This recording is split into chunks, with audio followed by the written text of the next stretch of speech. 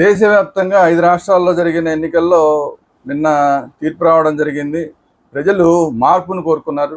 బెంగాల్ లాంటి చోట 15 సంవత్సరాల పాటు జరిగిన అరాచకాన్ని పక్కన పెట్టి ఒక మార్పును కోరుకున్నారు. అలాగే అన్నిటికన్నా ముఖ్యంగా మనం మిగతా రాష్ట్రాల కన్నా కూడా ప్రత్యేకంగా మనకి గుర్తించదగిన అంశం ఏంటంటే తమిళనాడులో అతిపెద్ద మార్పు జరిగింది. ఈ మార్పు చాలామంది ఎలా చూస్తారంటే ఏదో సినిమా హీరో వచ్చాడు కాబట్టి వేశారు అన్నట్లాగా చూస్తారు. కానీ మేమైతే అలా చూడట్లేదు. అక్కడ ఒక మార్పును కోరుకున్నారు. ఏవైతే ఆ నియంత పరిపాలన ఉంటుందో దాన్ని వ్యతిరేకించారు ప్రజలు.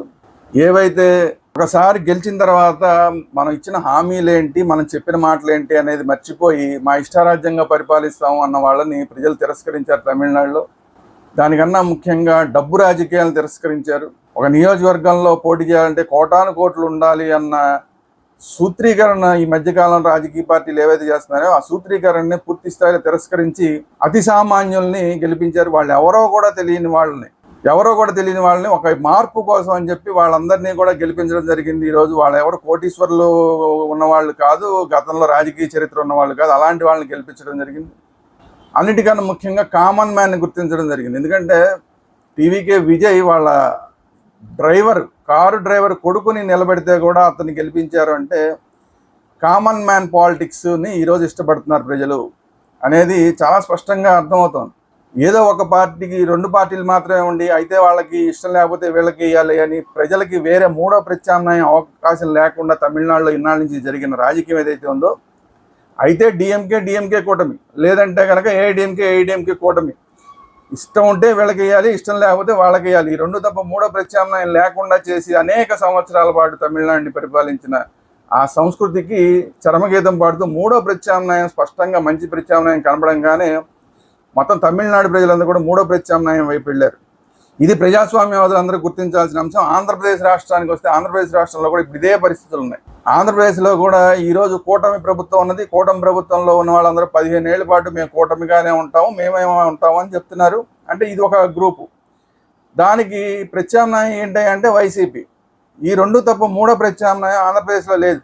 మీకు కూటమి మీద ఇష్టం లేదా, వైసీపీకి వేయాలి. వైసీపీ అంటే ఇష్టం లేదా, చచ్చినట్టు కూటమికి వేయాలి. వీళ్ళంటే ఇష్టం లేదు, చచ్చినట్టు వాళ్ళకి వేయాలి. వాళ్ళంటే ఇష్టం లేదు, చచ్చినట్టు వీళ్ళకి వేయాలి. మూడో ప్రత్యామ్నాయం లేనే లేదు.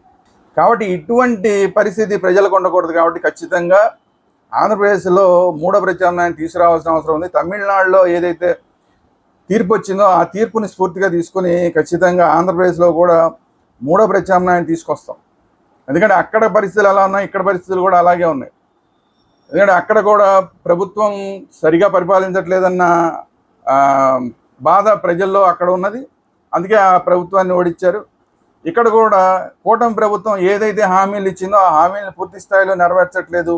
ఏదైతే గతంలో వైసీపీ చేసిన అరాచకాలనే వాటికి అడ్డుకట్ట వేస్తామని వాళ్ళందరినీ కూడా జైలుకి పంపిస్తా ఉన్నారు. అసలు అదేమీ జరగట్లేదు. ఈవెన్ తిరుమల తిరుపతి దేవస్థానం లడ్డూ విషయంలో కూడా సరైన చర్యలు లేవు. ఇప్పటిదాకా ఒక ఈవోని సస్పెండ్ చేయడం తప్ప మిగతా చర్యలు అసలు ఎక్కడా ఏమీ లేవు.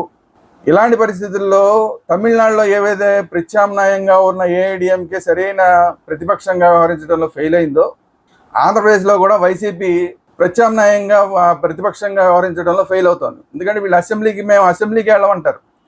ఏదో మీటింగ్లు పెట్టి మాట్లాడతాం, లేదంటే కనుక ప్రెస్ మీట్లో మాట్లాడతాం తప్ప అసెంబ్లీకి వెళ్ళి మాట్లాడము అని చెప్పి స్పష్టంగా చెప్పేస్తున్నారు. అసెంబ్లీకి వెళ్ళని ప్రతిపక్షం అనేది ఫెయిల్యూర్ ప్రతిపక్షం.